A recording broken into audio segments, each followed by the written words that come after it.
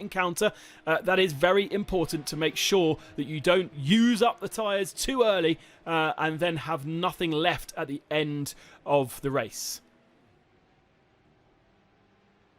My name is Ben Constanduros. Alongside me virtually, Jan Seifert, all the way... Are you in Germany, Jan, at the moment? Yes, I'm in Germany, and so I'm really much looking forward to the next 2 rounds here. And as you already said, it's the Silverstone Circuit is quite interesting also from the layout. I mean, the weather you already explained, but also we have so many fast corners where you have a lot of pressure on the tires, on the outside tires, and you have to come along for the races with one set of tires. There's no pit stop, nothing, so it's a one-make cup. So the real virtual edition of the Porsche Mobile 1 Supercup. So, and that's it's all about the driver and their setup. So yeah, and here we go, starting the qualifying. Now we've got 2 teammates working with each other. There's quite a few long straights here, and so that will help the slipstream effect a little bit. These guys will have been in private lobbies together over the last couple of weeks, practicing and helping each other out, making sure that they can do the very best that they can. I think, am I right in saying that the setup is fixed in this race? So they can't actually change anything. Yes, the setup is fixed. The only things they can change is the brake bias, for example, maybe not to overheat also the front or rear axle, but in the end, so they go all with the same setting, with the same wings, with the same toe, with the same camber, everything. And so it's all about the driver and the strategy about saving tires. So Larry ten Voorde is sitting behind his teammate Jesse van Hoyke. I think that's how we say it. It's been a tricky one to get exactly correct, but that's I blame my father if I've got that wrong. He's told me that's how I do it. Now, Larry pulling out of the slipstream, interestingly. I don't think Jesse is the man to sit behind and therefore slow him up. So Larry's going to go on it alone. He's being chased down by Nick Tandy in the third of the queue. So Tandy is now trying to clear Jesse as well. And Larry will be the first person to set a lap time. So psychologically, that's quite a nice little thing, because he'll be kind of laying down the gauntlet. But has he got the tyres underneath him quite yet? Does he need another lap? We're going to go on board then with Larry ten Voorde for this first lap around Silverstone. Jan, talk us through it. Yeah, so turn number 1, a very, very fast right-hander. You just brake a little bit, one downshift here, and then a very fast left-hander into one of the slowest sections of the track. And that's all the, let's say, new layout, because I'm used to drive the old layout still. But so second gear, everything here, and then you accelerate, and you need to carry all the speed out here onto the first long straight, going onto, let's say, the old part of the track. And then you brake in here, and the braking is very, very difficult, because you turn in quite late, and this corner you brake into until the apex, and then here again carry out all the speed using the curbs, using the whole track width, and we have the fast right-hander onto the old start and finish straight, let's say, and then the very fast right-hander again here, braking a little bit, 1 gear down, and then back on throttle, using the whole track width again. Also here you have to have an eye on track limits, because iRacing itself, so the simulation itself, is controlling track limits, and so you have to have an eye on that. So through that very fast part here onto Hangar Straight now, and then we almost did 1 lap with Larry ten Voorde here at the Silverstone track. And I think you really have to practice. The track layout doesn't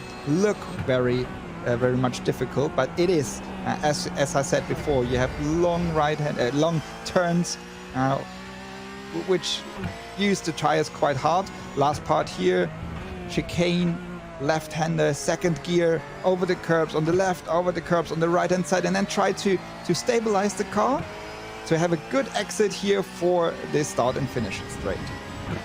It's a long lap, over 2 minutes. 2 minutes 3.591 for Larry ten Voorde. His main rival crossing the line now, Aykan Guven, and he's done a 3.7, so Guven a little bit slower on that first lap, and Larry ten Voorde's gauntlet set was a strong one. Only a couple of cars actually finished a lap.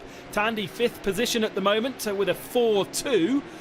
so they will go again, and we expect to get a bit more grip out of the tyres. The brakes will be a bit warmer, and this second lap should be stronger. There is no chance, though, to come into the pits and change for a new set of tyres like you may see in other forms of motorsport. Generally in the Porsches, when it comes to qualifying, they get out there and get the laps in as much as possible. Yeah, you have to use the tires within 2 laps, and you really have to concentrate on that. And it's the same here. So you go out, you set your lap time, and then you have to have it on point to be fast and to get all the turns right.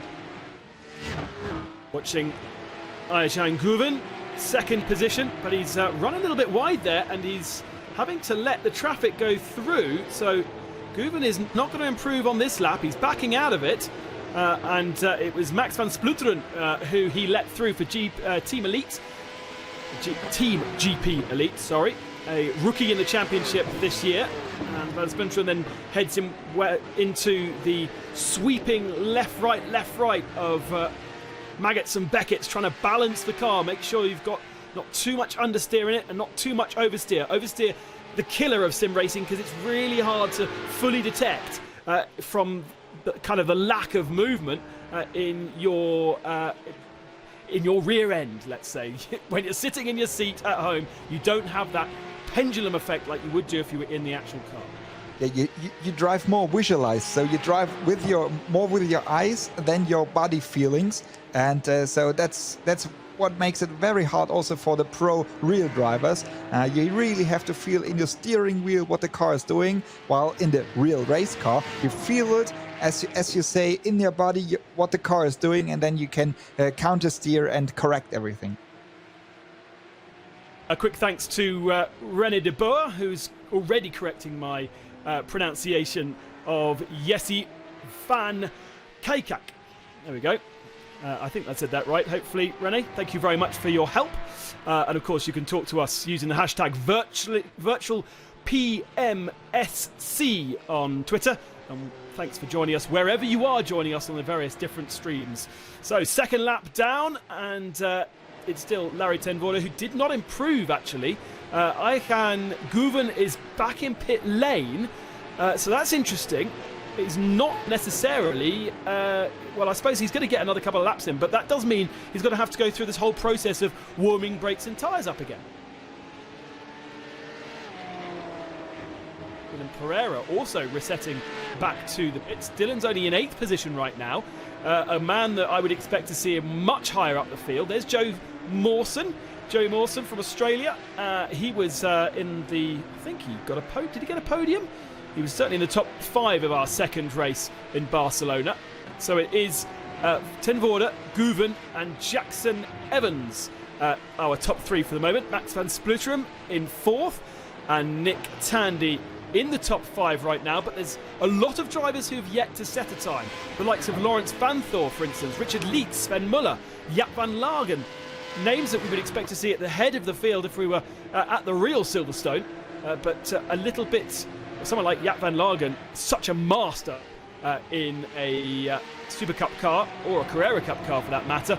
But when it comes to iRacing, he is very much still a rookie and has, well, certainly struggled in Barcelona. Would like to see Jaap a little bit higher up the field. And I wonder actually whether he's still being helped by Nicky Katzberg. Katzberg was giving him a lot of advice, I seem to remember, on the last round. He's also seemingly a bit of a road traffic chicane here. Van Lagen through Maggots and Beckett's, but he's got 2 cars stuck up behind him. The 85 machine is Richard Lietz, and so Lietz is all over the back of him. And there's the other car just behind that. Quite see the number. Either way, Lietz is going to dive down the inside at Stowe, and that's going to upset Van Lagen's lap time, having to let 2 cars go down the inside of him. So Van Lagen won't be very happy with that. It is the number 8 machine. So that is Leon Kohler. And Leon's up in 6th position. Oh, no! That is not what you're supposed to be doing in practice. Jaap van Lagen taking out Richard Lietz. They'll have damage from that as well. So it'd be worth them going back into pit lane and getting a reset, because they don't want to be carrying damage. So what happened here? Van Lagen totally missing his braking point. Actually, I don't know if he did, Do you know, I think he may have got through. We're just having a few technical issues with our commentator Jan Seifert, but he'll be back with us. I think Jan would have made... Jaap would have made it round that corner. Let's have a look from a different angle. He was a bit tight into the turn, but I think he would have made it. It was just Leitz was pretty slow on the apex. So either way, there's a little taste of what we might see when it comes to racing, because there'll be plenty of that.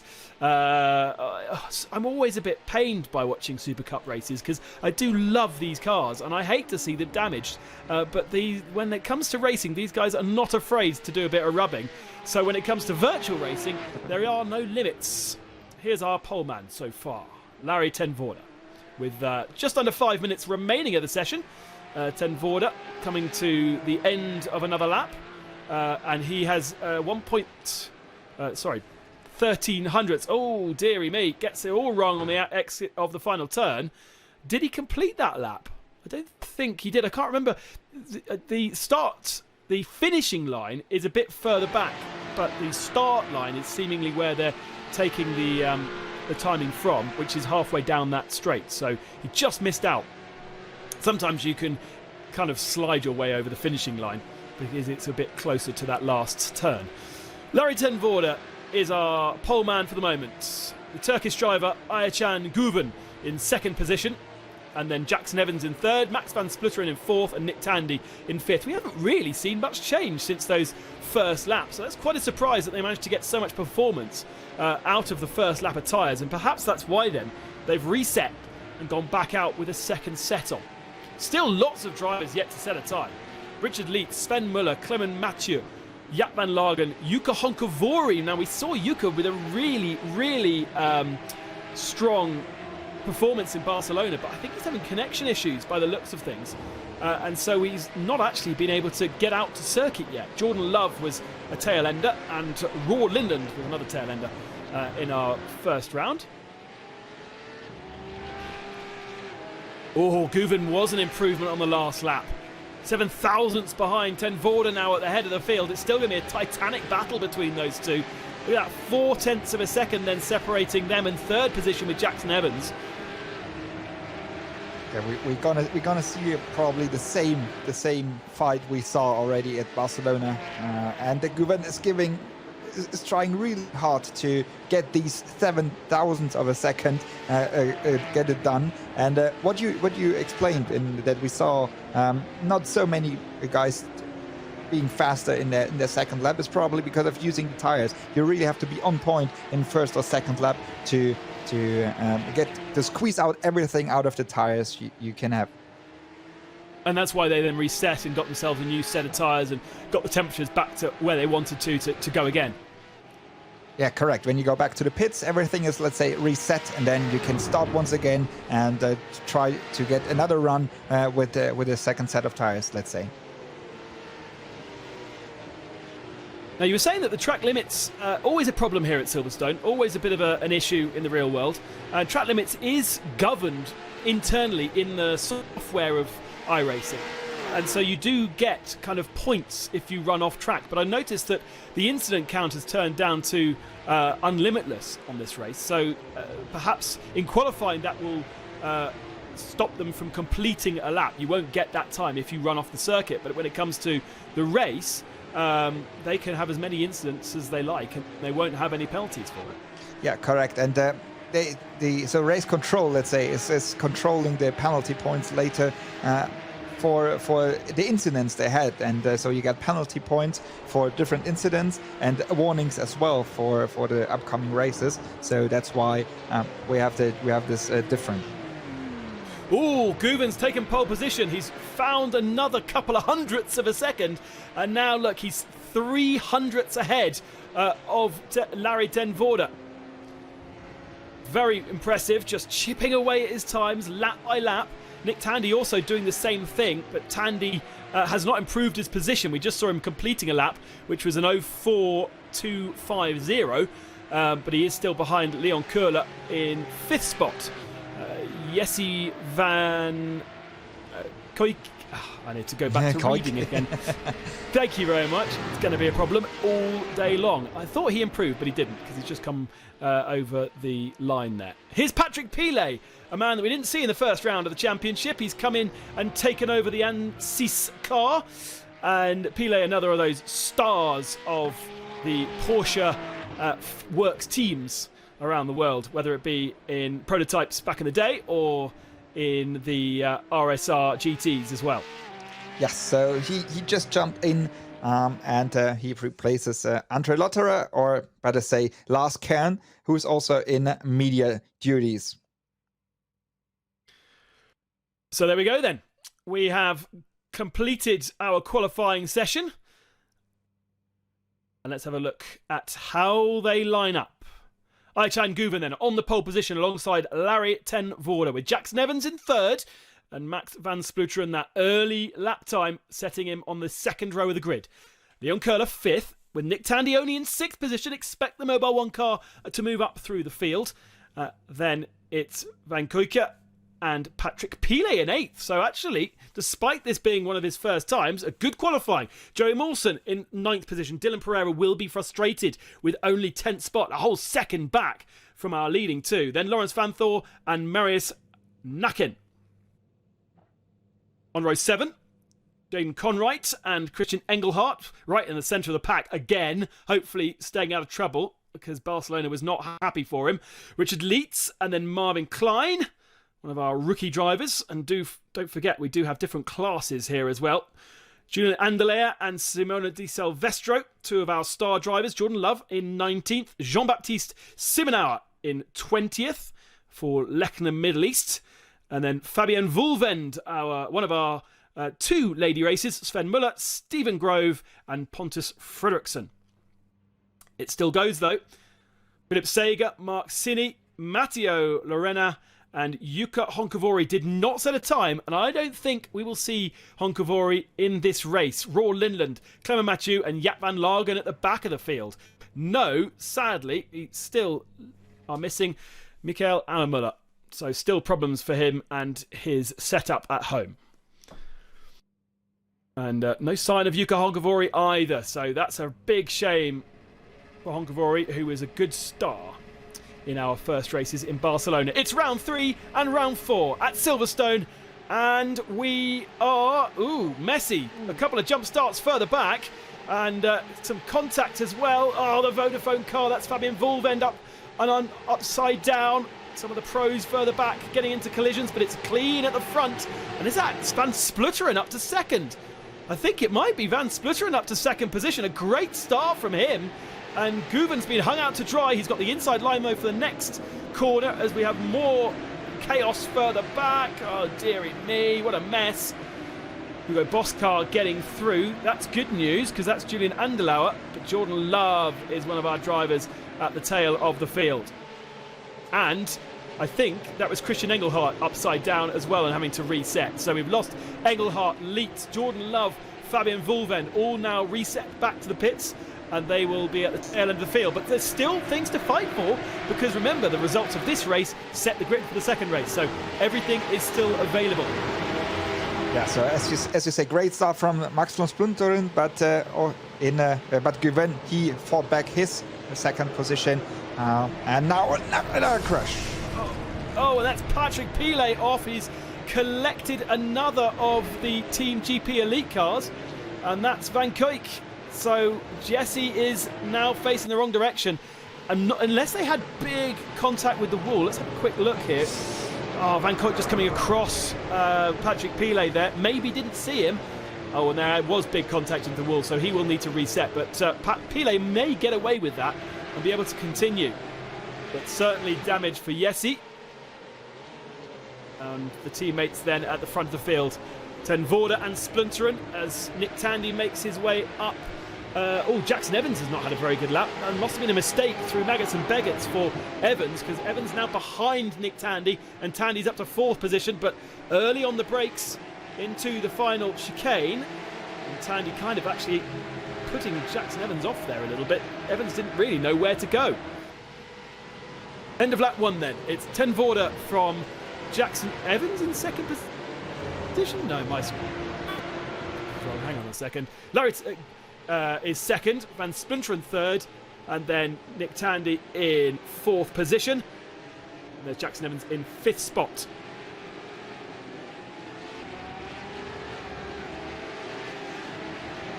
Köhler in sixth. And Van Thor has made a good start. Picking up more and more experience, Lawrence Van Thor, again doing other races outside of this Super Cup has definitely helped Van Thor. He's got a great rating on iRacing, but he's not had a huge amount of luck. Oh dear, that's a very, very second-hand looking Porsche 911 GT3 Cup car. Oh, it was already. Stephen Grove was already in a mess before it even started. And behind him is Jean-Baptiste Simonauer. Oh, I see. So Simonauer gets through. Oh, that's oh no, that's Jesse again trying to recover and then getting caught in a second accident. And again, more spinners. That is Matteo Lorena. So the tail of the field, there's all a mess. Philip Sager in the pits, Fabian Wolven in the pits, Christian Engelhardt in the pits, Richard Leitz and Jordan Love. And there's plenty of others who have had chaos as well. Yeah, once you had a crash and you see the damage on the car, and I mean the car is not drivable as you know it, so you really feel it in your steering, in your driving. So and that makes it even more difficult for the drivers. While we are here on board with Lawrence Van Thor, and he's knocking at the door and saying, "Hi, I'm here, and I want to go through." Seventh spot then, just missing that sausage curb on the left-hand side. You definitely want to miss the one on the right-hand side. That will really upset the balance of the car. Not quite the same kind of curb bashing that we saw at that final chicane in Barcelona. Very difficult thing to master, but good to see that Tag Heuer car at the head of the field. That's an official livery for this year. So you haven't had a chance really to see too much of the real-world cars out on real-world circuits. Oh, and that was a mistake. Was that a mistake from Jackson Evans? And very easy pickings for Leon Köhler down the inside. And Evans is going to lose 2 spots here because Van Thor is going to come up the inside as well. They still run side by side. And Evans gets squeezed off, so he's being bullied out of the top positions here. And again, now, with lacking momentum, he's going to be under pressure from Nakin and Conwright, who were stuck together in Barcelona the whole of the race, weren't they? And now they're here at Silverstone and again finding themselves squabbling over the same bit of tarmac. Yes, they do, but from Jackson Evans, it looked strange because he was slowing down once again going into this part of the track. So probably he also had maybe a slowdown before. So that means he had to slow down for a couple of seconds to gain back a little bit time. While we're here with Simona de Silvestro, it's the second woman here in the Cup, and she's in the ABB 911 Cup car, a little bit early on throttle, a little too much momentum, and then she almost spun, but she could get the car back in straight line. Yeah, so just having a quick look at Jackson Evans and what happened to him, just into on the exit of 3, just losing the rear end and unable to get onto the throttle because he was sideways. So that was the kind of a little bit too deep, effectively, into the braking zone of 3, and that's why he lost those positions. Here is De Silvestro in 20th position. She did actually pick up some points. I seem to remember her finishing in 14th or 15th in the second race in Barcelona. So she's hunting down Jaap van Lagen, who looks as though he's got through all of the mess and trouble pretty unscathed. De Silvestro's car is a little bit damaged. You can see the damage on the left front of the car there. But Van Lagen's car looks okay, doesn't it? Yeah, Van Lagen's car looks good, but De Silvestro, she's in the slipstream of Van Lagen, and Van Lagen, there's nobody in front of him, so maybe that's the little advantage the ABB car has now. She's looking a little for the gap, and then we had one guy spinning. It was Marcini, and he's again in the fight with Patrick Pilet. Pilet in the yellow and black-white car on the inside.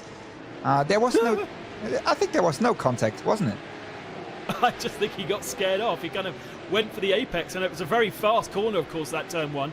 He kind of went to steer in, and then suddenly realised there was someone on his inside and kind of steered away from him. And then thankfully there's a huge amount of runoff on the outside of turn 1 there, so he was able to get away unscathed without hitting any walls. But it's just so difficult when you're sim racing, because you don't have the perception that you would have in the real world, being able to turn your head to the left and the right. Yes, and these guys are driving in different setups. So one setup can be only a single screen in front of you. Then it's even worse to see left and right. Some of them driving in a triple screen, and so that makes it more easy to look left and right. And so it's different setups, and also these kind of setups makes it different in driving. Yeah, exactly. Different feel.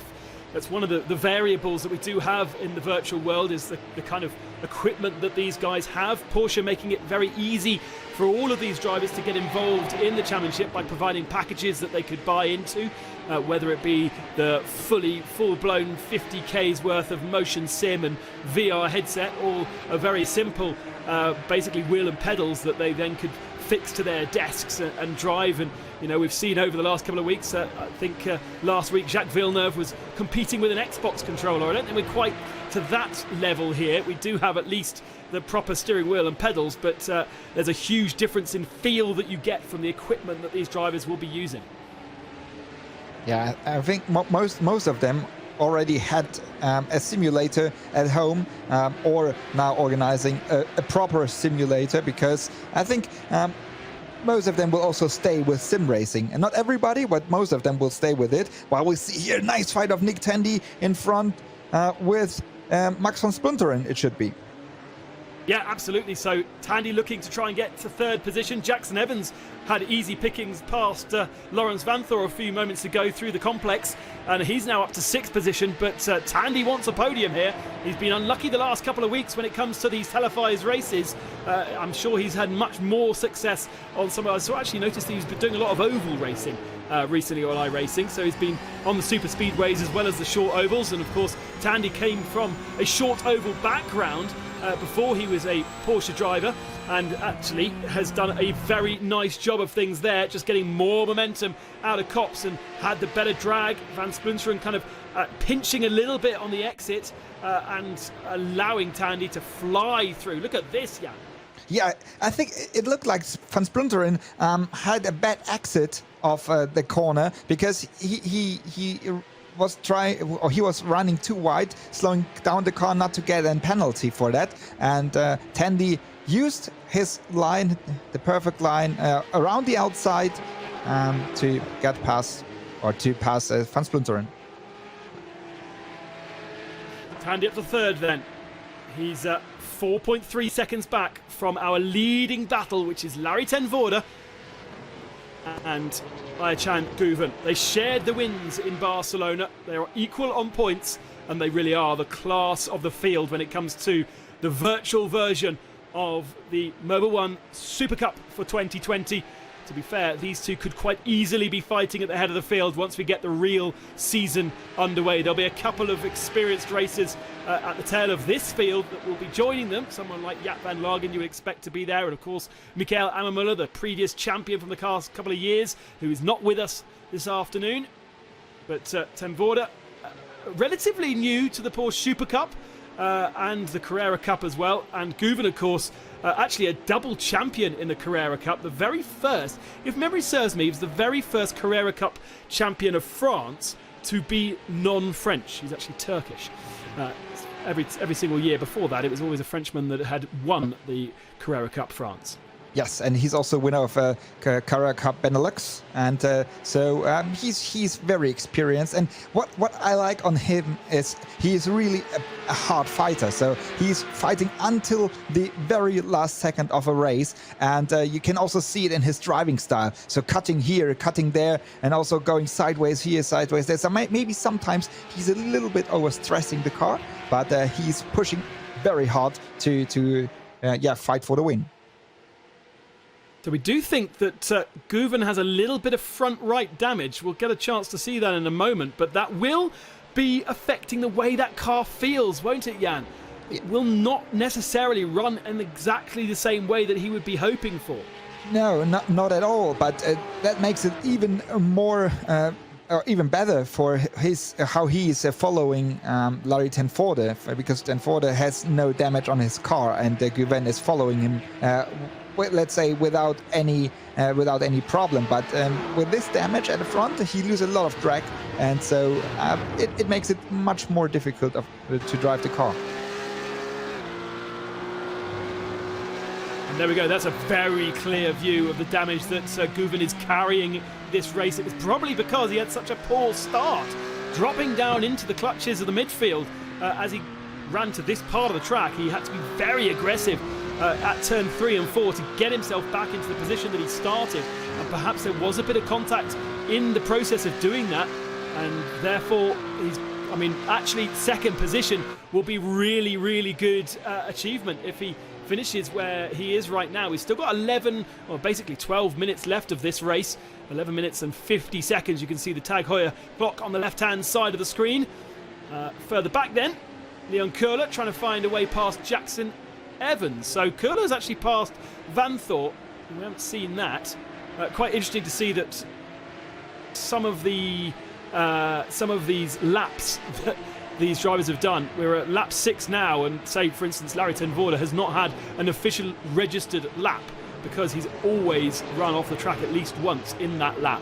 Doesn't matter in the race as such, although we do have drivers driving advisors watching this race, and they will, if they feel that there's too much cutting, they will impose penalties.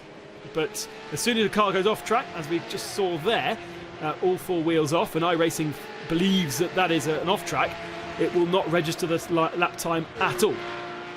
Yeah, so that's why sometimes can have a little bit of struggle in the live timing. But here is a nice fight between Köhler again and Jackson Evans, but also here Sven Müller and Dylan Pereira. Müller, he's in the orange and white car. Pereira, he has to fight against the car of Klein, and they're really struggling because there must be some damage also on Pereira's car, because he is one of the very fast drivers also in iRacing, and now he's fighting here for 10th position. So probably we see in a different camera angle that there's something going on with his car. That was the pass. That was a fantastic pass for 10th position. So as you say, Pereira's third in the championship, but just nowhere near where you would expect to see him in this race. 11th position, only a couple of points were picked up for that. And Klein was able to go all the way around the outside at Stowe. Now that looks like a very slow-moving Lawrence Van Thor. We are on replay. What happened to him coming into turn 3? Just lost the rear end. Didn't bite. He's had a spin. Does anyone go past him? At least one car goes past him. So, yeah, so Jaden Conright into 7th spot. And Van Thor down to 8th position. So easy to do there at turn 3, because you're trying to trail brake into the turn. You're trying to get the car to rotate a little bit, but you don't want it to rotate that much. Yeah, and once you're too early on throttle and maybe overheat the tires a little bit too much, and as we say, we have about over 30 degrees centigrade on a track temperature, so we only have 9 minutes to go in the race, so maybe overheating the tires a little bit in the rear, and then you can spin quite easily. So Klein has lost the position again to Pereira. Pereira's managed to get past back into 10th. We were hearing that we think he had a slowdown, which is why he had to... Basically, the software believed that he had taken advantage by cutting the track. And just, I think, exactly the same as what's happening there to Klein. Klein's having to back out of it. So there's actually a little part of Beckett's complex, which is, if you get 4 wheels off track, giving you a slowdown penalty. And look at this, how he's suddenly being gobbled up by Conright. And it's again easy pickings, because he just had to, he'll get a time basically to match a delta that he has to slow down by, and the software deciding how much that is depending on how much he cut. So down now outside the top 10, and Conright moves up into 7th position. Sorry, that isn't Conright, is it? That's knacking his teammate up to 11th. We are 7.5 minutes away from the end of this race. Further forward, Köhler and Evans squabbling down the Wellington Straight. Köhler on the outside. Jackson Evans has the inside line, and again, classic Brooklands Luffield move. You just end up finding yourself always on the wrong bit of track to try and make the move. Yeah, that's correct. But these guys are fighting from the beginning on, and it's a very nice fight because it's very fair. So they give space to each other, but they also fighting quite hard. Now Evans is missing the apex a little bit. Maybe that's the chance for Köhler. So he shows himself in the mirror of Evans. But here there's no way to go around, so he has to stick behind, and maybe he get a better exit out of the next right-hander here onto Hanger Straight, and then with the slipstream maybe he can get and afford to try to overtake Evans.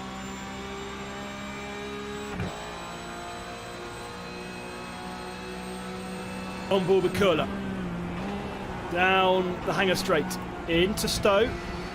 Braver later on the brakes. Sometimes that punishes you on the exit though. Slow in, fast out. The very simple philosophies of racing. And for some reason, I find in the virtual world, these kind of driving lessons, if you like, are compounded. They always seem so much more of an effect in the virtual world than in the real world. I think it's because in the real world, you've got other senses going on as well, so you don't necessarily notice that if you are slow in, fast out, then the time comes. But also, of course, in a qualifying session, in iRacing, for instance, you have a sliding scale. You can constantly see if you've lost and gained time on the miniature sectors, like, of course, you probably can in the Supercup car as well. They will have that around the Formula 1 circuits with the mini sectors that Formula 1 use. So a good opportunity to see where you lose and gain on every single lap. Down the Wellington Straight then. This is the battle for 5th position, and Köhler, the rookie, would like to get into 5th and oppose Jackson Evans, who I think will find himself in a much healthier championship position by the end of this race if he can stay where he is. He's lost touch to Van Splinteren ahead. There's a gap of some 4 seconds between those two. Tandy in 3rd position, just a second separating our two leaders, but this is the closest battle on track right now. It's just trying to find the right place to make the clean move. But at the moment, he makes everything right, Köhler, in the black and white car. He's waiting behind Evans. I mean, he's trying to get to find the overtake, but he's waiting, and maybe in the last couple of minutes, because we have 4.5 minutes to go, so at least 2 more laps to go, maybe he can do an afford on him in the next 2 laps.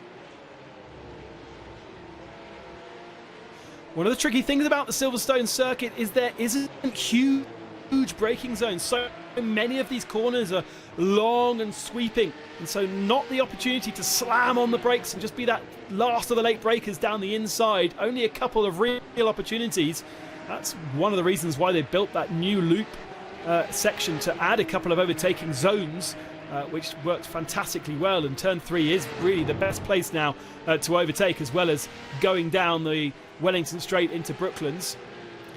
Here's the lead battle. It's got a little closer. Guven, I think, has been preserving his tyres well.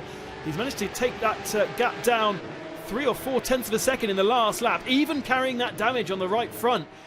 Guven is the faster man. Look at his laps. 2 tenths on lap 8, a tenth on lap 9, and then 2 tenths on lap 10, chopping down the lead. But how much has Ten Voort managing his pace? We saw exactly the same in the last 2 rounds of the Porsche Mobile 1 Supercup, the Virtual Edition at Barcelona, when these guys were also saving tires, and now we see exactly the same, and we have 3 minutes and 15 seconds to go, and I think we will have a battle in the last lap here again, as we had it in Barcelona as well. So many of these virtual races are so entertaining, so true to real life as well. It's just fantastic to see, and it's fantastic for me to get my racing juices flowing and on a Saturday afternoon, be able to call some fantastic motorsport action. In fact, some of these races are way better than we ever get to see in real world. A race for the lead. 5 seconds separating our top 2 after 10 laps. I reckon we're around the last sector of the lap here. Might still get 2 laps in here. 2 minutes and 25 seconds remaining, and they're not going to split the beam before the 2-minute mark. So they are going to split the beam before the 2-minute mark, as Ten Voorde goes very, very wide. It's going to be close, but yeah, I think we've got 2 more laps to go, so plenty more opportunities for these positions to swap, and also for the battle for 5th position as well between Köhler and Evans. I can tell you that a few moments ago, no change of position there either. Half a second separating Ten Voorde and Guven. There is a battle for 5th. Tandy and Van Splinteren in between these 2 battles.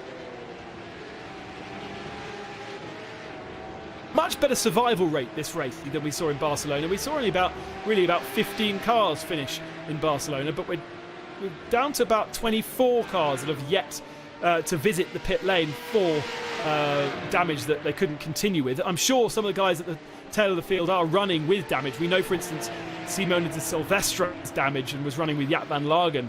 She's now 7th position. But it's impressive to see the progress that these guys have made. Yes, absolutely. We can see that also. We not only have the fight in the front with the 2 runners at Guven and Ten Voorde, also like here Köhler and Jackson Evans, and also in the back of the field the guys are fighting. I mean, they learned quite a lot in the beginning of the first 2 rounds of the Porsche Mobile 1 Super Cup, and now as you say, you can see it already in the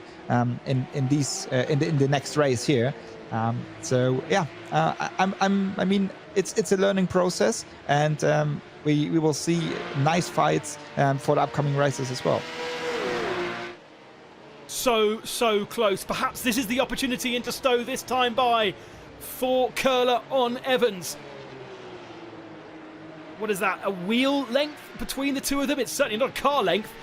And the big braking zone into the final couple of corners here at Silverstone. A great opportunity to throw it down the inside and disturb your competitor, but for the moment Köhler decides against it. He's got a good run though through there, and he's really got the power down out through the final turn.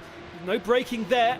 Let the car run to the outside. Last lap it is. He flashes his lights to say, look, I'm going to try and come through when we get to the next big braking zone. This is turn 1. It's a big, long drag. Turn 2 isn't really a turn. Well, it is, but you don't do any time of braking. And Evans sits in the middle of the road to defend from Köhler. He's going to have to do the same thing into the left-hand hairpin as well.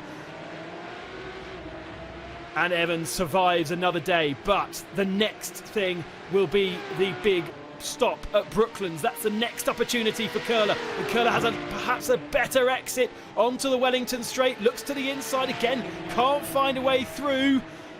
And again, if you're on the inside there, then you're on the outside for Luffield. So it doesn't necessarily always work for him, but he is crawling all over the exhaust pipe of Jackson Evans.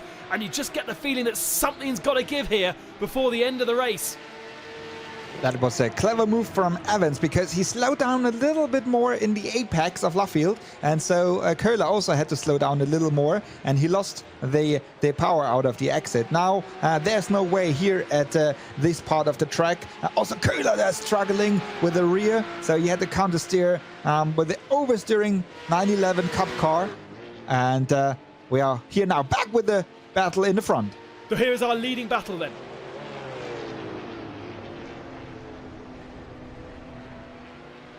But I think Larry Ten Voorde, with the experience he has, he will stay in front for the last 2. Oh, it's contact between the 2 of them. Ten Voorde's been spun around. He was a bit slow into the complex, and it's given Ayhancan Guven the race victory. But I think the race stewards will be looking at that. Contact between our leading contenders. It was so good. It was so clean up until that point. And look at that, side by side. Did he just try and slow him down too much? He went for the gap. So he went for the gap, but there was not really a gap. Let's see in another replay from above. So here 10-4 is in the front. He lost a little bit of speed here. So Guven went for the gap, and 10-4 turned in. I mean, he was with about half of the car. Guven was with half of the car next to Larry 10-4. But I think Stewards will have a look on that for sure. Absolutely. So the results are certainly provisional for race 1 here at Silverstone after contact at the final turns between our two leaders. There's still plenty of battling going on. Such was the gap that we had. We'll get the confirmation of the results in a few moments' time. An opportunity to check in with some of the guys further back. Stephen Grove being passed there by Clement Mathieu. Mathieu going up into 20th position, one of our Pro-Am drivers. And he's got a couple more corners to complete. I can tell you Jaap van Lagen is just about to finish the race. Oh, and that's a bit of a shame. Was that Mark Sinney, actually? No, I think it was Mark Sinney he's passed. Stephen Grove a bit further up the road, racing for Team Australia. And Mathieu is coming round the final turn now, and he will pick up 20th position until we then see lots of penalties. 2014 is Matteo Lorena. We saw him involved in an accident at the start of the race. Didn't actually go into pit lane, though, to sort his car out. So he's been carrying damage throughout the whole of this race as well. And he's just got a couple more corners. And I think he will be the last of the runners. The rest of them... Actually, the rest of the runners are out there, but one lap down. So they were drivers that had to go to pits for repairs. The likes of Fabian Wohlwend, Christian Engelhardt, Richard Leitz. And let's now have a look at the results provisionally of race 1 here at Silverstone. Ayeshan Guven takes the victory ahead of Larry ten Voorde. Nick Tandy in 3rd position with Max van Splunteren in 4th. And Jackson Evans holding on to 5th in the end ahead of Leon Köhler. Jaden Conright 7th. Lawrence Van Thor an impressive 8th. Dylan Pereira will be disappointed 27 seconds back in 9th position with Sven Muller in 10th. And rounding out the top 15 point scorers, Marius Nakin, Marvin Klein, Patrick Pile in 13th, Joey Mawson only 14th for Fat Autotech, and then Julian Andelauer in 15th spot. Those guys that did not score and were over a minute down: Pontus Fredriksson, Simona Di Silvestro, Jaap van Lagen, Stephen Grove and Clement Mathieu. With Matteo Lorena, the last of the guys on the lead lap. Mark Sinney, Roar Lindland, Philip Sager, Fabian Wohlwend, Christian Engelhardt, Jean-Baptiste Simonauer, Jesse Van Goyke and Jordan Love, Richard Leitz, all getting caught up in accidents at the start of the race. And sadly, Leitz didn't even get back out onto circuit. A fantastic race 1 here from Silverstone, but we've got the second race coming up in a few moments' time.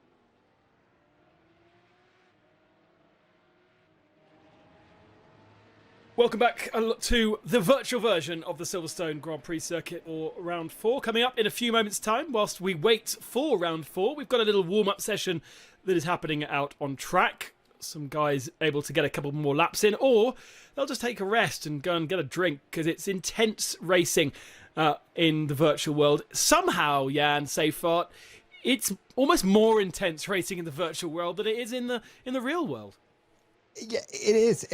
Physically, it is not really, because you're sitting still in your simulator at home or wherever. But it is mentally, for sure. And so that's why, you're sweating a lot, and the heat is in your room, and you really feel it. And to keep the concentration up, I think that is also so much exhausting. And as you say, you really have to drink quite a lot.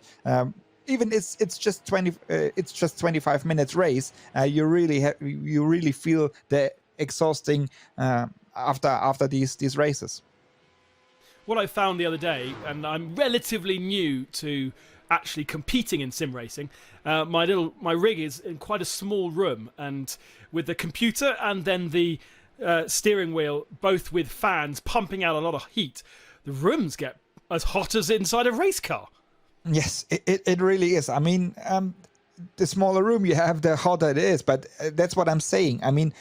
It's mentally first why you're exhausting, but it's also the heat of all the hardware you have. It's the monitor who's also heating. It's the PC, the pedals, it's the steering wheel, everything. And so that's what it makes so exhausting. Our executive producer here on the Porsche Mobile Supercup coverage saying no drinks bottles, no pipe into the mouth like you would have in a usual race car. You do have to take your hand off the wheel and grab a glass. But do you know what? If I was doing a long stint like a 2-3 hour race, I think I would have a plumbing system directly into my mouth rather than having to take my hand off a wheel, because especially if you set these wheels up strong, they can be quite hard to steer with one arm. Fun fact is, I did the 12 hours of Sebring a couple of years ago in my simulator here back at home, and I did exactly that. I had a little stroller in my bottle, and so I was drinking while driving, because otherwise it's not possible. Even though when you do like double stints for the endurance races, so it's you really have to figure something out. But there are things you do for that. I also got cramp in my shoulders after my 25-minute race around Brands Indy for some reason. I think I have to turn down my force feedback, because it's, again, one of those things that maybe in a real car you can't kind of change, but in the virtual world, if you want to have more or less force feedback from the wheel, then you can switch it up and switch it down. Yes, and it's a personal setting for everybody. One needs it more soft. The other one needs it a little bit stronger to feel the car. So and that's what is sim racing about. You can adjust everything for your needs, because in the real racing you're limited also by the facts you have. The car itself you cannot change. So you can change the setting and everything, but the car itself it is what it is. And here, as you say, you can change the steering, the pedals, the brake pedal, the throttle, and so on, and you can change quite everything.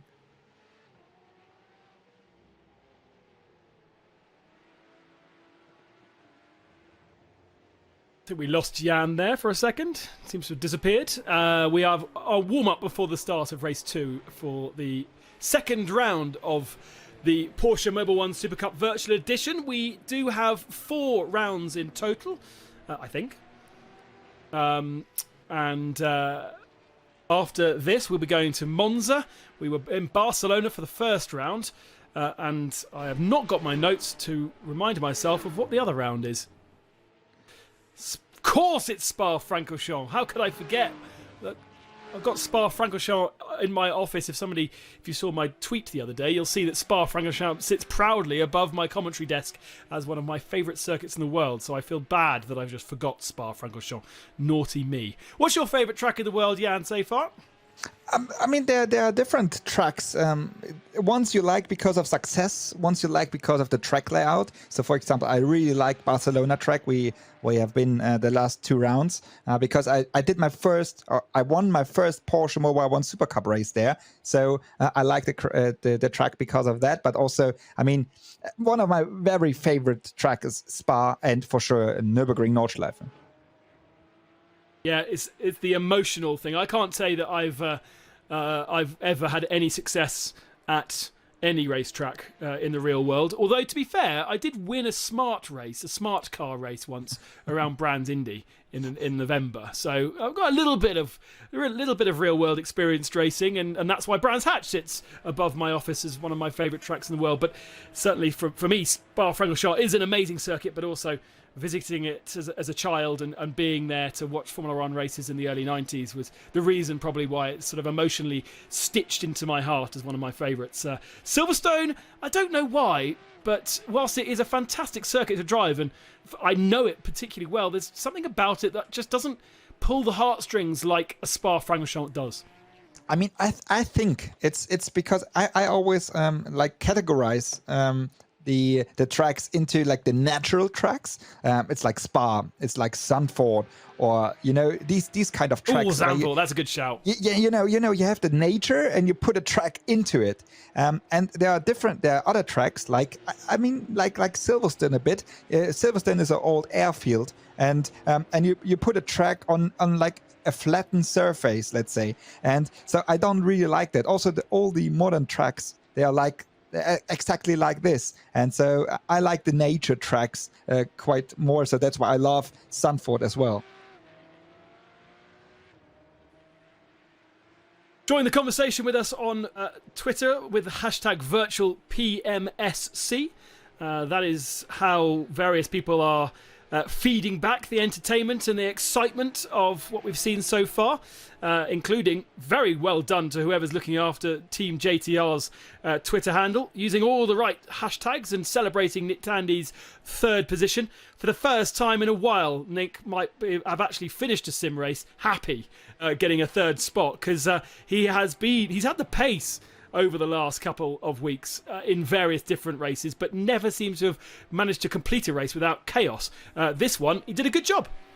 Yeah, I mean, he will be lucky, or he will be happy about it. I mean, I think now he's even more focused on the next round, on the next race number 4 here for the virtual edition of the Porsche Mobile 1 Supercup.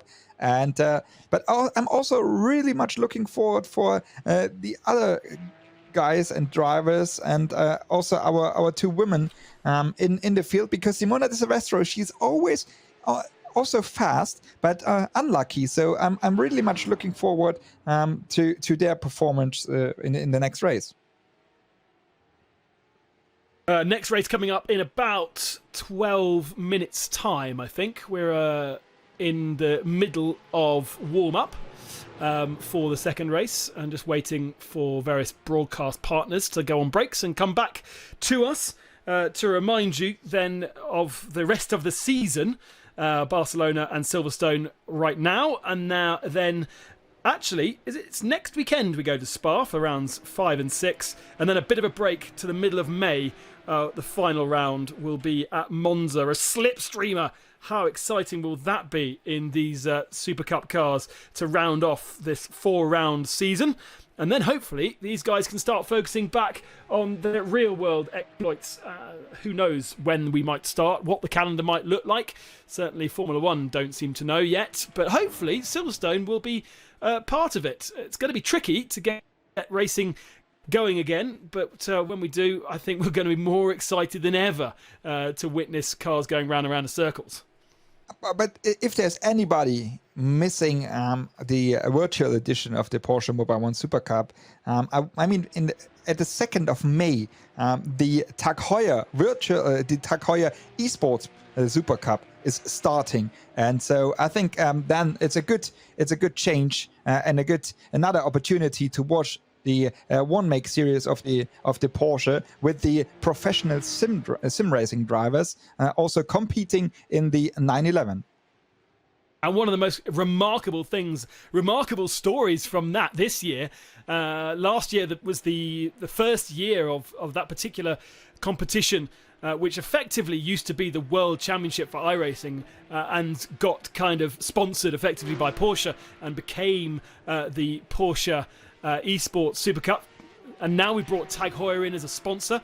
Then Max Verstappen is qualified to take part in that. So yes, we do have the very creme de la creme of the esports world, but Verstappen will be with them too as well. So this guy, he's doing so much sim racing, and I really like what he's doing. So I'm really much looking forward to see him driving in the Supercup. Getting close then to kicking off the second of our races here at Silverstone. It effectively marks the midpoint of the season, would you believe it, with round 4 of 8.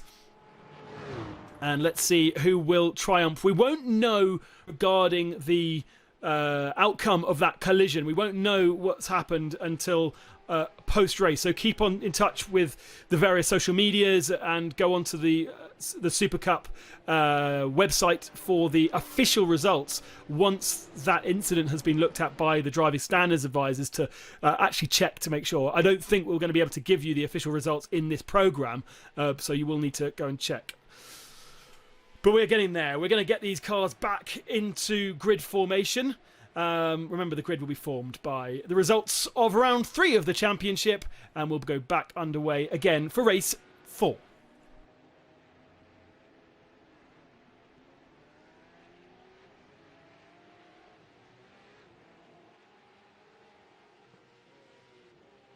Round 4 of the Porsche Mobile 1 Supercup, the Virtual Edition, is going to take place in a few moments' time at the Silverstone Circuit. The grid formed by the results of our first race. Not too many retirements, but there will be a couple of drivers out of place at the tail of the field. A quick look at how Silverstone looks. The track temperature a little less than we saw earlier on. It was 31 degrees when we first came here. It's now down to 27 degrees, 22 degrees air temperature. So that's 72 Fahrenheit if you're on that system. Nice clear conditions. The track will have developed a little bit though, because like a real track does, as you have more and more cars going around it, more and more rubber is laid, more and more marbles are created on the outside and the wrong part of the track, making it a little bit harder to run off track. Yeah, and we see... My name is Ben Kostenjuris, and alongside me, Jan, is Jan Seifert. He'll be analysing all the action and looking forward to another duel between Ten Voorde and Guven. Yes, and we will see another nice race here while the cars are on track for that little warm-up you already mentioned before. And they are just waiting for the so-called gridding and going into the starting grid. And then we go for another 25 minutes of the virtual edition of the Porsche Mobile 1 Supercup. That was a great view, that helicopter view of the circuit, showing the forest on the outside of what used to be Turn 1, which is Copse, and it's called Copse because of the forest. And nice to see that iRacing have even modelled that, even if probably on track you would never actually see the Copse on the outside of the old Turn 1. So many legendary names. Abbey, there's an old Abbey. Stowe, after Stowe School. You can actually walk out of the grounds of Stowe School, and you used to be able to walk straight into Silverstone back in the day. Various people like Eddie Jordan, who went to Stowe School back in the day, was coming over the fields and into the racetrack to get his fix back in, that must have been about the 1920s for Eddie Jordan. I'm joking, Eddie Jordan won't be watching, but it's a joke. So hearing, Jan, that the results are final. Yes, so Oliver Schwab, so the manager of the Porsche Mobile 1 Supercup, so he's following the broadcast as well, and he just told me that the results are final, and the only thing what can happen to Ayrton Guven is to get penalty points. So for the next races, so all the results are not provisional, they are final, and so now it's up to the stewards to check the incidents and then to maybe give the drivers and penalty points. So Guven then takes the lead of the championship because those two came into this equal on points. So right now, Guven is ahead of Ten Voorde in the lead of the championship. Not entirely sure mathematically I can work out who's now third, because Dylan Pereira was third, but only picked up points for 9th position after that race, and will be hoping to improve from that 9th in this one. He'll start, of course, the race in 9th spot, so that is inside of row 5 with Sven Muller alongside him. But he's got a few guys ahead of him that I'd expect him to be faster than. So let's watch out for that BWT Lechner Racing pink machine progressing through the field. Good to see a good spread of teams and sponsors as well in the top 10. But GP Elite will be hoping to get a better... Well, that's still a pretty good result with Ten Voorde and Splunteren, but they'll be hoping that Jesse Van Kuijken can get himself a bit further up through the field after being caught up in the accident that we saw in race 1. Van Kuijken, by the way, is third fastest in this warm-up session. Not everybody taking part, and certainly not everybody putting in fast lap times, but anyone who's trying to find that extra couple of tenths of a second will be using the warm-up session that's happening now to absolutely perfect their lap times and then their consistency for the 25-minute race. Only about 12 laps in the end, because the lap is so long here at Silverstone, but a great entertainment for round 3, and we're coming up with round 4 in just a few moments' time. Warm-up is now over, and the race and the grid will be set with Ayhan Guven on the pole and Larry Ten Voorde alongside him. Fireworks in race 1. They haven't had a chance to retaliate, so will we see that retaliation in the first few corners of race 2?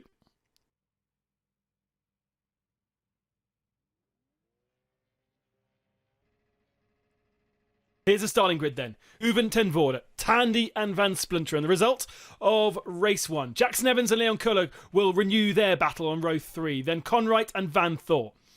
Pereira, Muller, Nacken and Klein. And then Patrick Pilet in 13th. Joey Mawson will look to progress from 14th. Anderleya, Fredriksson. These are all people who finished relatively unscathed, similar to Silvestro 17th, Van Lagen 18th, Grove 19th, and Mathieu 20th, with Sini down in 22nd alongside Lorena. Lindland and Sager was a pit visitor in race 1, down in 24th position. The rest behind were all pit visitors as well, including Richard Leach, Jordan Grove, and Van Kuijken. Expect them to progress a lot. Sadly, we do not have Jukka Honkavori with internet problems once more. And we're racing here at Silverstone. It's a very bad start from Nick Tandy, who's being gobbled up. Jackson Evans had to take evasive action. Guven is the man who has made the best start and leads through turn 1. I think Van Thor exiting stage right there through turn 1, so we may have lost Van Thor with a bit of contact. It's Sven Muller, apparently, who's off on the grass. There he is. Oh, so he had a great start. Sven Muller now recovering. Another car further back, and we've got chaos. There is Van Thor, so I was a little bit premature to announce Van Thor spinning, but he eventually did. Oh, we've got cars ahead of him upside down as well. So lots and lots of chaos. That is Clement Mathieu, who obviously made a good start, but now spinning around on his roof. At the head of the field, Ten Voorde is Ten Voorde leading now? No, he's not. He's still got Guven leading with Ten Voorde in 2nd position. Then Van Splunteren in 3rd. We have exactly the same situation we had at Barcelona at the 1st and 2nd round. So the opposite positioning of these two, Guven and Larry Ten Voorde, but also Van Splunteren, and so his teammate is quite close to these two. And then Leon Köhler, he's in 4th position.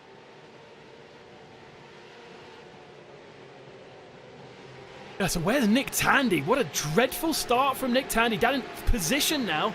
He's in a good little fight, though. He's got Dylan Pereira ahead of him, so I told you Pereira was going to make a good start. 7th position for Pereira. 6th for Jaden Conright.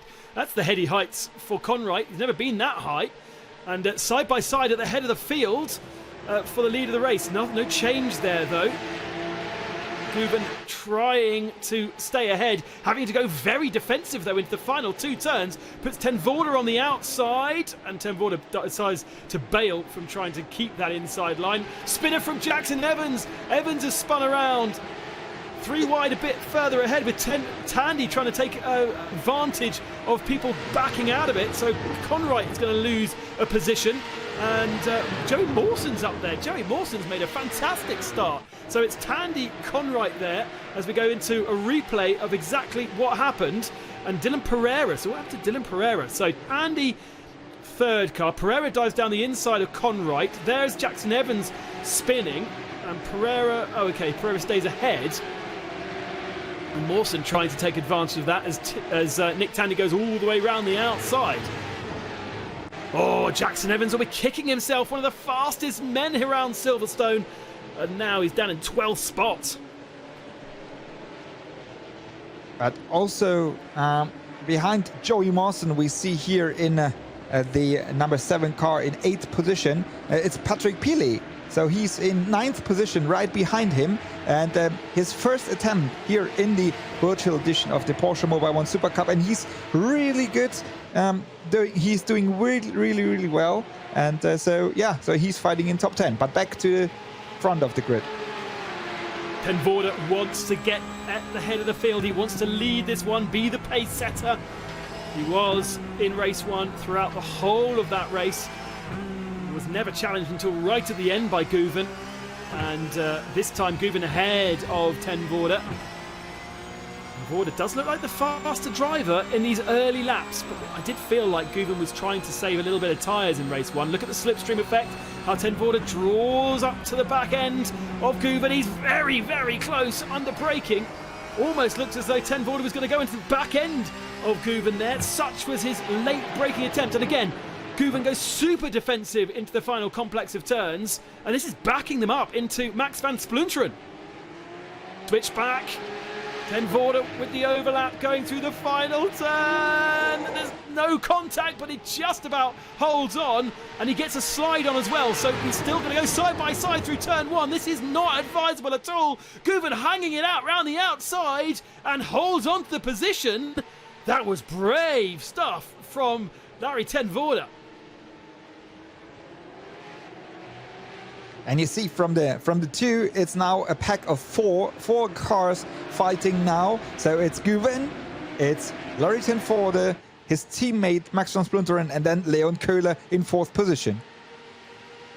Yeah, great stuff from Leon Köhler, the rookie, into 4th spot then. He's had a really good start, but Guven is just on the defensive. He just doesn't have the pace in these early laps, and Ten Voorde is really trying to disrupt his rhythm. Every single corner, Ten Voorde is moving around, trying to kind of find himself in a blind spot, so Guven is unsure of where he is. What he doesn't want, of course, is contact and putting these 2 cars out of the race. These 2 are clearly the fastest 2 in the championship so far, have dominated all 3 races so far, but by doing this kind of disruption, it's keeping Köhler and Splunteren in the mix of things. Then Dylan Pereira in 5th, Nick Tandy 6th, Jaden Conright 7th.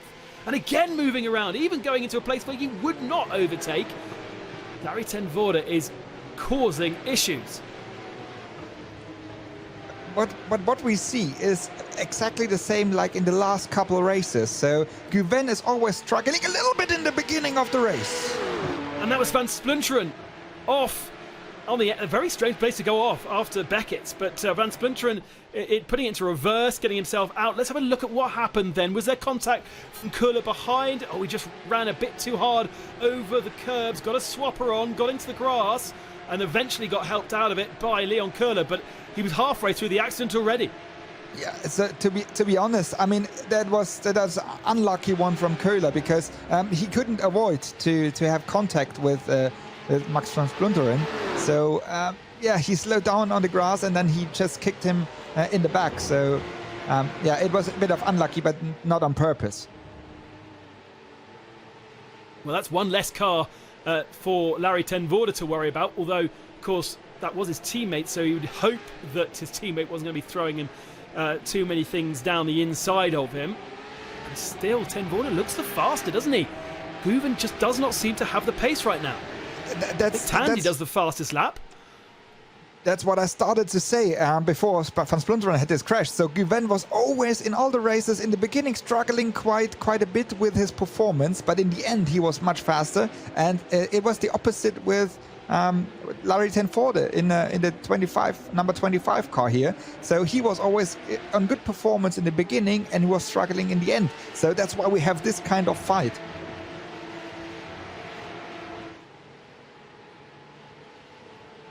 Team JTR tweeting that Nick Tandy had a dreadful start. Thanks, boss. Thanks, social media man, for criticising me as the boss is getting his head down and getting the fastest lap of the race. A 2:03.981 puts him onto the tail now of Dylan Pereira. There is Nick in the Mobil 1 colours. Guest driver, of course. Not taking part officially in the Super Cup as a works driver. But for the moment, hasn't got the pace to get onto the tail of Dylan Pereira. Still, the two at the front are absolutely nose to tail, and they are the closest battle. Just behind Nick Tandy is Jaden Conwright and Joey Mawson. And so Mawson trying to find a way past Conwright. Mawson having a dreadful race 1, 14th position, presumably driving with damage. But again, like we saw in Barcelona, his second race going a lot better.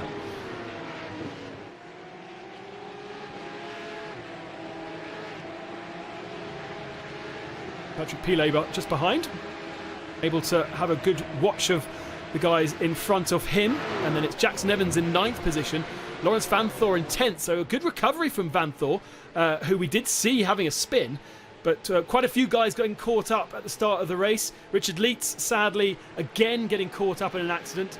Andalea getting caught up, Maris Nakin, Sven Muller, Simona de Silvestro unfortunately retired, and Clement Mathieu with Jaap van Lagen at the tail of the field, 53 seconds back. I tell you what, these guys might catch Jaap van Lagen. I'm not sure Van Lagen has been lapped very often in the real world, but he may get lapped here at Silverstone today in the virtual world, which will be a thing to tick off his strange bingo list of things he didn't want to do in the virtual world.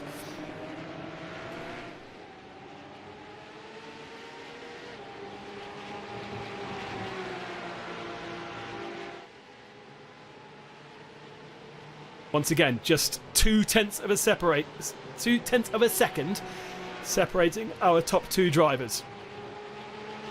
Tenvoorde using the track, letting the car run, trying to extract as much speed as possible. A little tap there. But that's how it is. You just knock a little bit on the door, say, hey, here I am. I am faster than you. But because, I mean, we have 15 minutes. We have 15 minutes to go. But here now on the hanger straight into Stowe, Larry Tenforde is trying to get a better exit now, but early on throttle to maybe have this chance to overtake for the chicane. Guven's driving this race like it's the last lap, every single lap. The defence is just so insane. He obviously feels as though if Tenvoorde gets past, then he won't be able to catch. So Guven defending as though this is the last lap. Surely he can't do this for the next 15 minutes. No, not at all, because he's overstressing his tires as well. And Tenvoorde is just having the look, and he just has to wait for a gap to open and then go through. So Guven is really defending quite hard. And yeah, you see here also on the inside line, and now he has a better exit because he's clever enough to slow down a little bit more in the apex to get a better exit to Tenvoorde, but he cannot do it for another 14 minutes. As you say, slow in, fast out, let the car settle, allow the car to pick up as much grip as possible, and then plant the throttle. And it doesn't matter. He's allowed to do this. He's allowed to put his car wherever he wants to do it, as long as it's fair, as long as he's not forcing another car off track. If he decides as the leader to slow down a bit more than usual, he's absolutely entitled to do that. Of course, put himself at risk of being rear-ended, of course, but for the moment, nice and clean between the two of them. And they are still allowing Leon Köhler to get back into touch. At the moment, Köhler's about 2.5 seconds back, with Dylan Pereira now in 4th position. But the more they battle, the more they slow each other up, the more they will allow Köhler to catch back up, and Pereira. Ooh, I feel like Guven was a bit wide coming out of Maggots and Beckett's. Further back, Roar Lindland. Haven't seen too much of Roar Lindland, but he's had a little accident there with Matteo Lorena. Yeah. It's a clear... Again, that's kind of perception, isn't it? He just doesn't know where he is, where the other car is. Yes, he just turned in and he didn't expect the car to be next to him. So there's no offense against him because he just didn't see it. Fastest lap of the race to Guven. Last time through, they're going to go and do another lap now. So actually they are running... When Guven stays on track and doesn't start doing some silly defensive moves, he is very fast. He's the fastest man out there. But as soon as he puts himself off the racing line to defend from Larry ten Voorde, then he's slowing himself down so much. Here's Dylan Pereira, a 9th position in race 1. 2 third positions in Barcelona and fires it down the inside late on the brakes to Köhler. Köhler stays around the outside to give him the inside line for the hairpin. But all of this is compromising his speed down the Wellington Straight. So now, through this kink, it's basically a flat-out kink. I expect Köhler to be providing a big slipstream to Dylan Pereira. Pereira's going to look to the inside here at Brooklands. Decides against it, though, and sensible, because I find that you really have to have a decisive move down into Brooklands to make that pass stick. If you do go side by side, you just find yourself on the outside at Luffield. Yeah, correct. So you really have to go for it. You cannot just try and let see what happens. So you really have to go for it. And I think Köhler is doing quite clever because he left the space in the first part of the track, and now he's defending without driving too much on the inside of the corners. So I think he's doing a good job. But I'm not sure if he can do it for the last minutes in the race, because Dylan Pereira, he's one of the fastest guys out there as well. Just a quick look then at the top 8 positions. Ten Voorde, Köhler, Pereira, Nick Tandy there in shot. Then the battle between Conright, Mawson and Pile as Pereira looks to the inside. Ooh, he looks to the inside, has put off Köhler.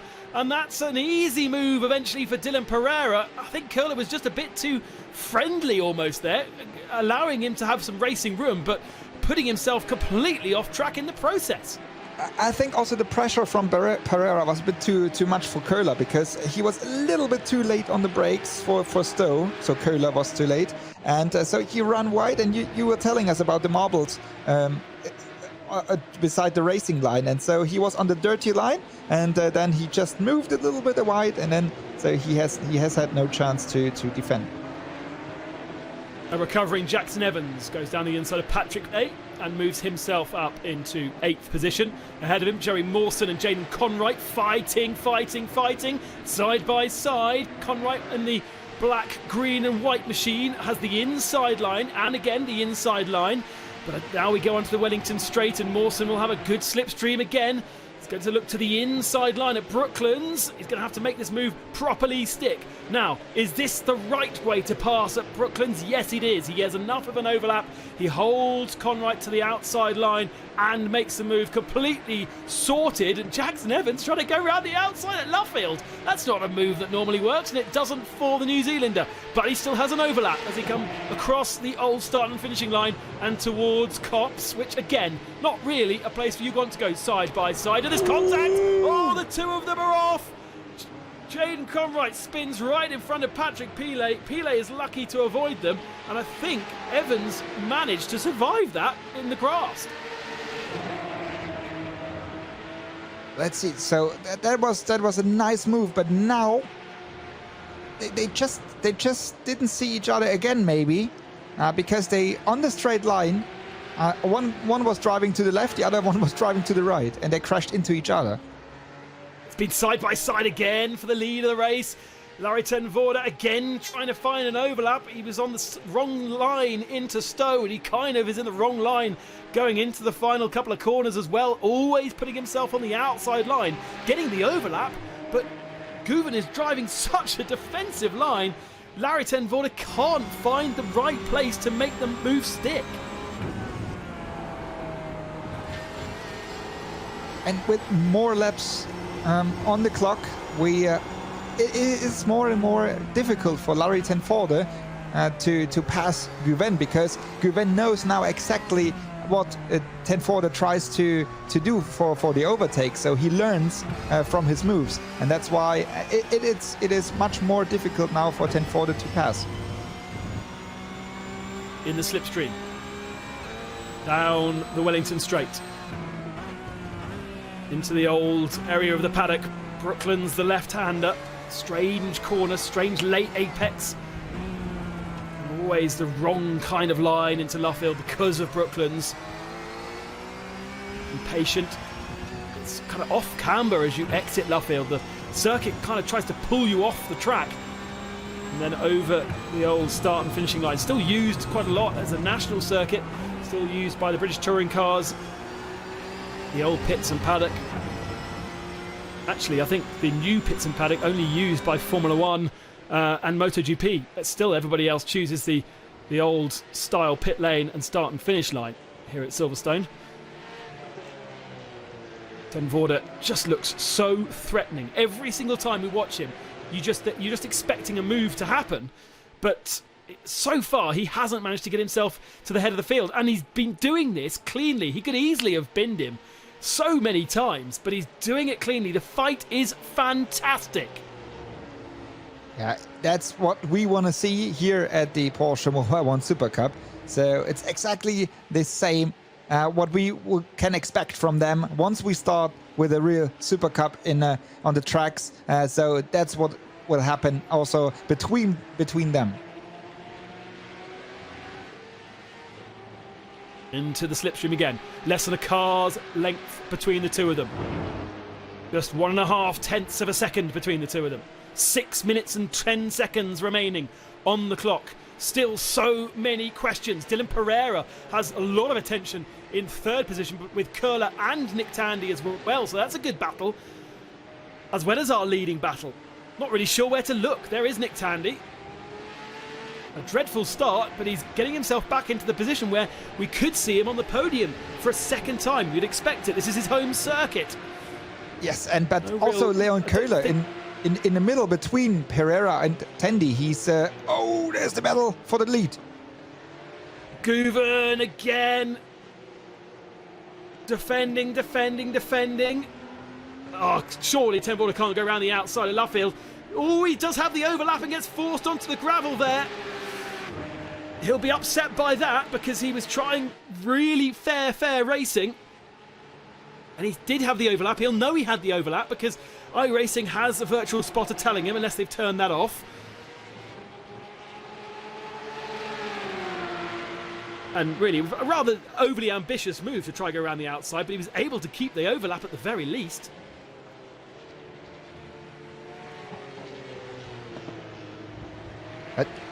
This is not the end of this fight, so for sure now Tenforde Tenforde will also be more aggressive now, as he saw Guven to be more aggressive, and so I think so now he tries to get his move done for the lead.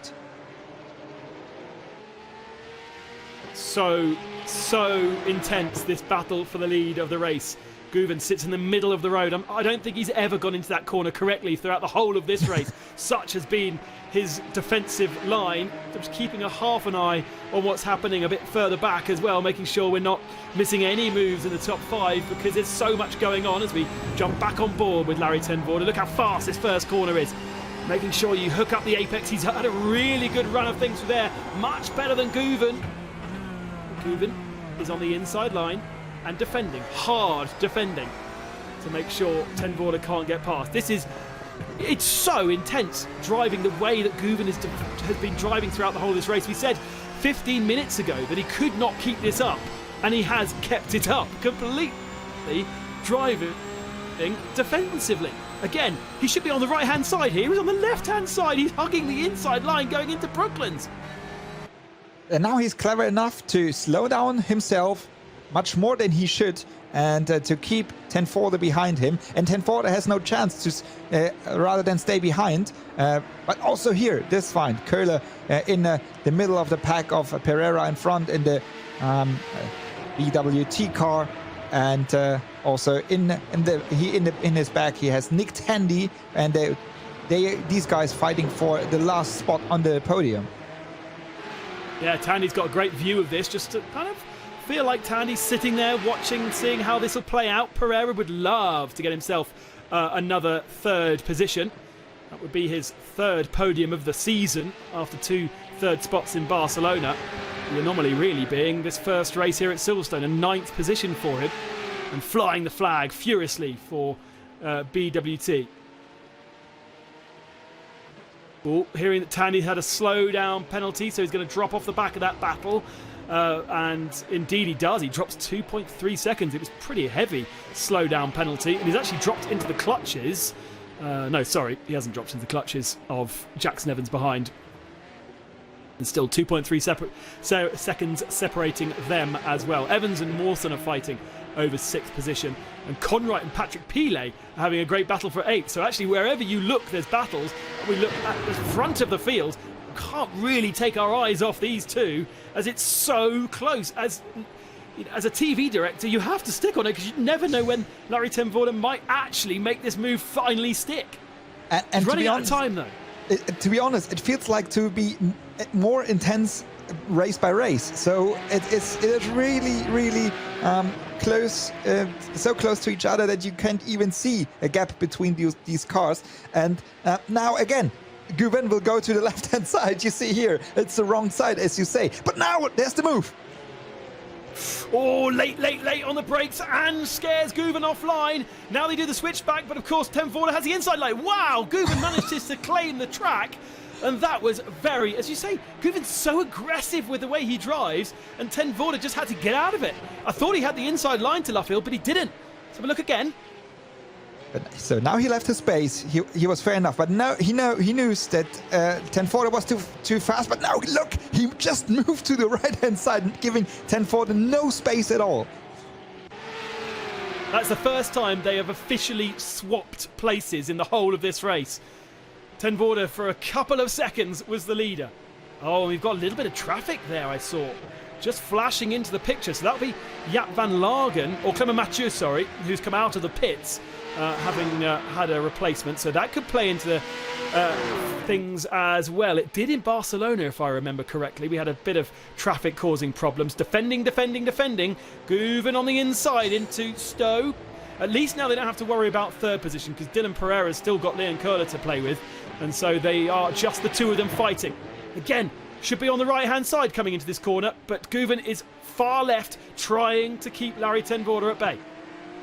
Look at the clock. Are we going to get one more lap in? I think we might get one more lap in here. Yes, we do. Clement Mathieu's car looks appalling.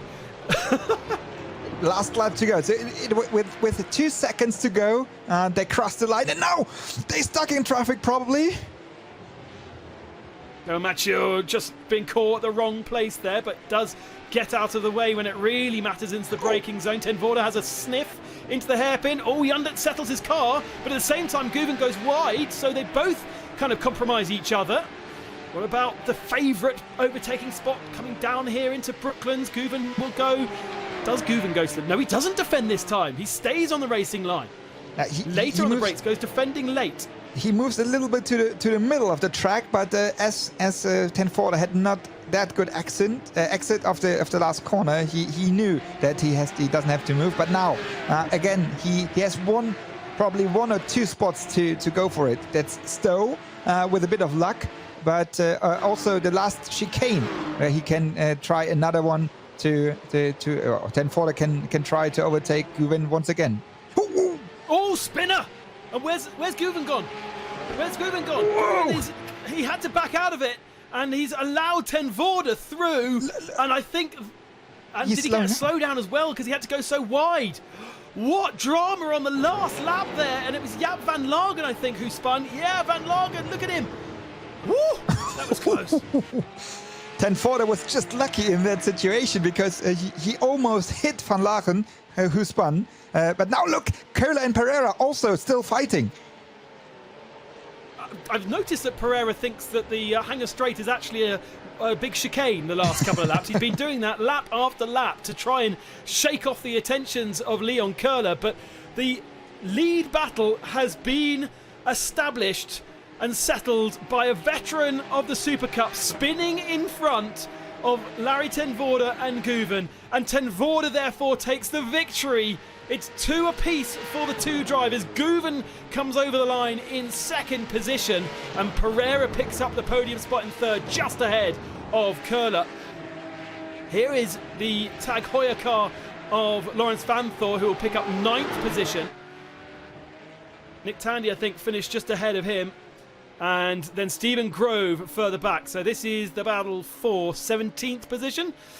Grove and Philippe Sager, who didn't have to go into pit lane. They both look like they have cars with a bit of damage, but battles all the way through. And of course, we do have the Pro-Ams and the Rookie Cups as well to pay attention to in the results standings.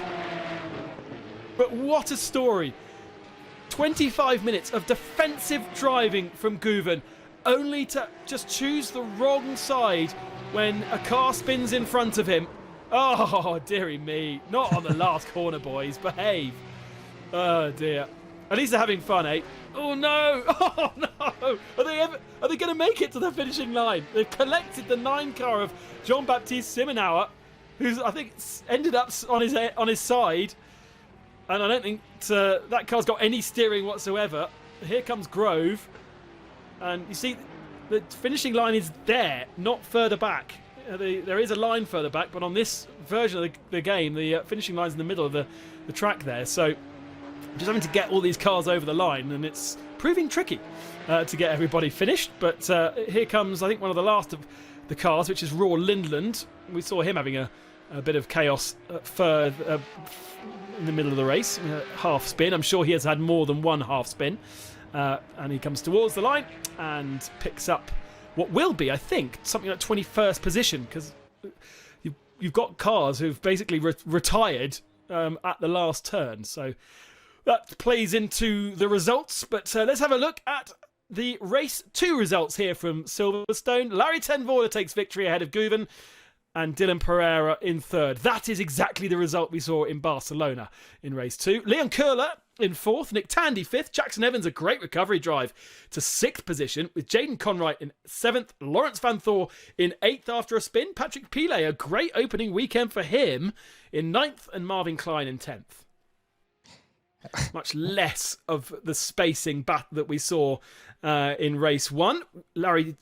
Christian Engelhardt able to finish a race this time in 11th, with Max van Splinteren, remember, spinning out of a podium contention in 12th spot. His teammate behind him in 13th, and Jordan Love in 14th position.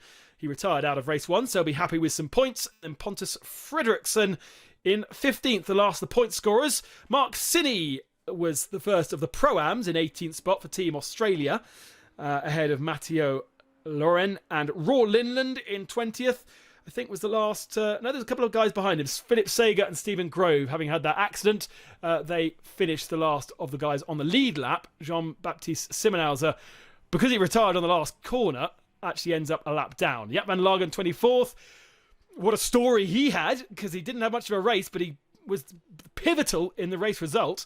Clement Mathieu, Simonis Silvestro retiring, lots of drivers retiring at the start of the race, sadly. Marius Nakin, Sven Muller, Richard Leitz and Julian Endelauer all out of the race after 2 laps.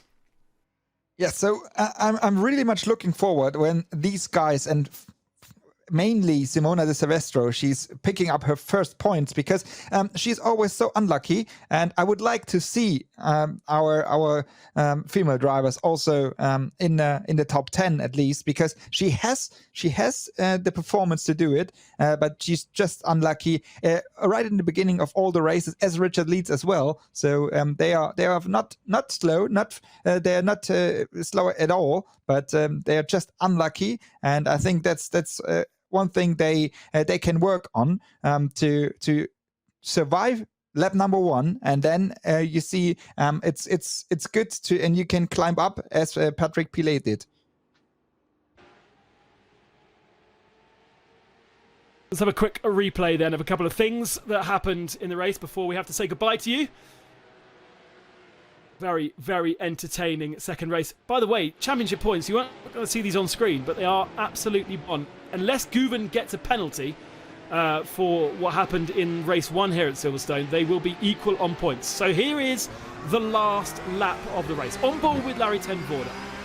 He's been trying all race to try and get past Guven ahead of him. Been clean as you like. Guven has come down this straight, fully left-hand side, but this time decides to sort of sit in the middle of the road. Ten Voorde doesn't know which way to go. Knows that it's a tricky one to complete through these 2 turns. And just waits and waits and waits for an opportunity. You can see Jaap van Lagen just ahead there, look. I didn't expect Van Lagen to be a spinner, to be honest. And then this happens. Over the line towards Cox. Guven can't see at all, and you could just about see Van Lagen spinning. And they both get out of it, didn't they? They both came off the throttle. Yeah, they both came off the throttle. And did you see how ten Voorde was just fighting with his steering wheel to decide which way to go? And he was just the lucky one who was on the right side, because Guven was also lucky to pass Van Lagen without any damage, but he was just unlucky that he had to go the outside line and picked up an slowdown penalty. Because of that, he was too far on the outside, and then the simulation is saying, okay, you are too far on the outside. You see here, he has to slow down for picking up the slowdown penalty. I assume, Jan, that you wouldn't teach to go to the outside when the car is going outwards. Presumably that is just simply a subconscious reaction from Guven just to try and save the car. Yeah, sure. Yeah, sure. He just had to decide whether to go left or right, and so he decided to go left. So, and you do not think about it. So this is what it looked like on board with Guven. Presumably difficult also once you've committed to the turn to tighten your line. It's easy when you're on the ragged edge. So he turns in, yeah, and it makes sense to go left there, doesn't it? From his view, it makes sense to go left. He would have spun if he'd tried to tighten the line at that speed.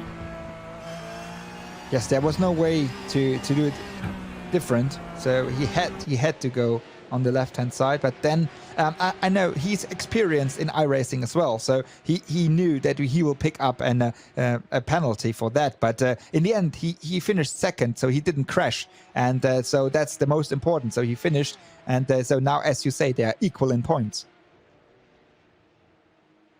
Equal on points after 2 wins apiece between Larry ten Voorde, the Dutchman, and Ayhancan Guven, the Porsche junior driver from Turkey.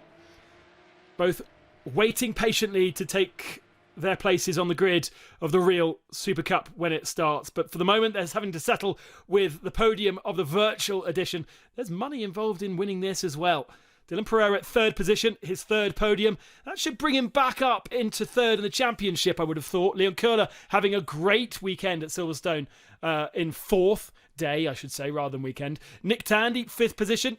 2 solid results from Tandy. He'll be much happier finishing his iRacing today. Jackson Evans in 6th after a spin. Jaden Conright, I think that was probably his best result of his season so far. Lauren Van Thor in 8th position. A good showing from Lawrence as well. He's improving every time he steps into one of these races. Patrick Pilet, his first real competition on iRacing, and showing that he's definitely got a bit of a future doing this competition. 9th position, and Marvin Klein in 10th was the 3rd of our rookie drivers. Yeah, so another intense race we saw, or 2 races we saw at Silverstone, and now we're really much looking forward to your favorite track and one of my favorite tracks, to Spa-Francorchamps for the next 2 rounds of the virtual version of the Porsche Mobile 1 Super Cup. And great thing is you don't have to wait very long. We'll be racing at Spa next weekend, next Saturday. So please make sure you join us at Spa-Francorchamps in the same way that you've been joining us today. It's been a pleasure to have you along. I hope you've enjoyed a fantastic battle between ten Voorde and Guven. It will carry on. Cheers again.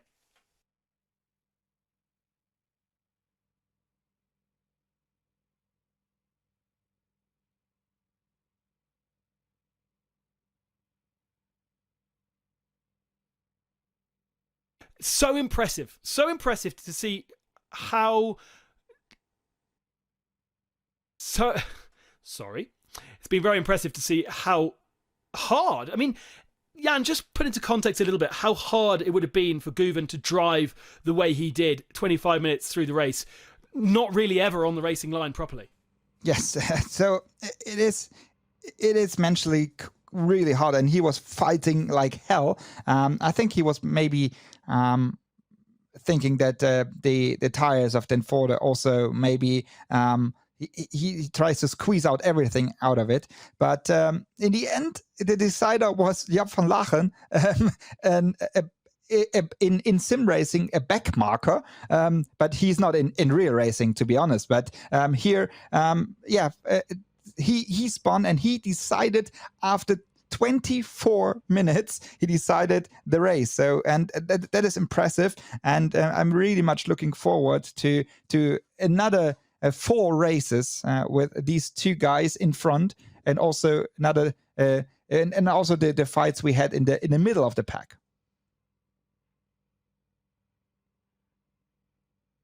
In terms of improvers from the first round, I have to say that race 1 result of Max van Splunteren, you would expect to see him further up the results of race 2, other than that, obviously, that spin. But I think for me, he's got to be the biggest improver from what we saw from Barcelona. He really seems to have got a handle now of what he needs to do on this. Yes, so I mean, there are, compared to Barcelona, there are a few drivers in the results here. We really didn't see them, but now you see I think there's also a lot of testing happening in between the races, and now they have another week to go for testing and practicing, and then there will even more drivers be there in front. And I'm really much looking forward to see Pilet after his debut here for the next round at Spa. A replay then of the last lap of race 1. So, Jan, if you were a race steward, I know you've been a driving standard steward on many a sim race before. How do you see this one? I don't want to be a race steward in this situation, to be honest. Yeah, I mean, nobody's listening, by the way. Nobody's listening. It's okay. It's just a chat between you and I. Yes, sure. Now, to be honest, it was a fair and clear and clean race the whole 25 minutes. But as I say, Guven is also in real racing. He's aggressive. He's not unfair, but he's aggressive in driving. So I mean, and he made his move. He decided to go to the inside. I mean, we're here halfway through the lap of the last lap of these 2, but he decided. He's quite far away, isn't he? Yes. Quite far back. I think also Den Vorde didn't really expect to something like this happening in the last corner, but so he made his move. He decided to go into the gap, and to be honest, Den Vorde left a little gap. It was not a big gap, but he left a little gap. So for me, it's more 50-50. To be honest, but if I would have to decide, then Guven would get a penalty. If I would have to decide whether him or Den Vorde. Now remember that Guven was actually hassling him a couple of laps before, so he backed off at this point. But the way that he caught in these last couple of corners was very impressive. He went into Magnussen Beckett's about a second back, and now he's right on the tail. It's quite a long way back, though. And now look, everything is fine here. And now there's the little gap, which isn't really there. So, and from this exactly. angle, from this angle, it is more obvious. It is more obvious that Guven didn't really had a gap to go in. To be honest, Guven was miles back going into the braking zone. Have a look again from a different view. Yeah, there's no chance you're going to overtake coming in here. Look how far. But it's almost as though Ten Vorde is too slow going through the chicane. Yes, he slowed down in the left-hander too much, and so that was the chance for Guven to close the gap. And Guven obviously carrying a lot of speed. in a way, was there anything that Guven could have done to slow the car down there? Because he was so much faster. That was his move. He was too fast for the left-hander, to be honest. So that's why he carried all the speed into the right-hander. But the 10-Forder didn't really expect him to be next to him. So that's why you see he's far away here. But then he's braking really late, opening the brakes, and now go for the gap. But you see, there he just was overshooting. So I think it is more Guven's mistake and fault to do that than 10-Forder turning in.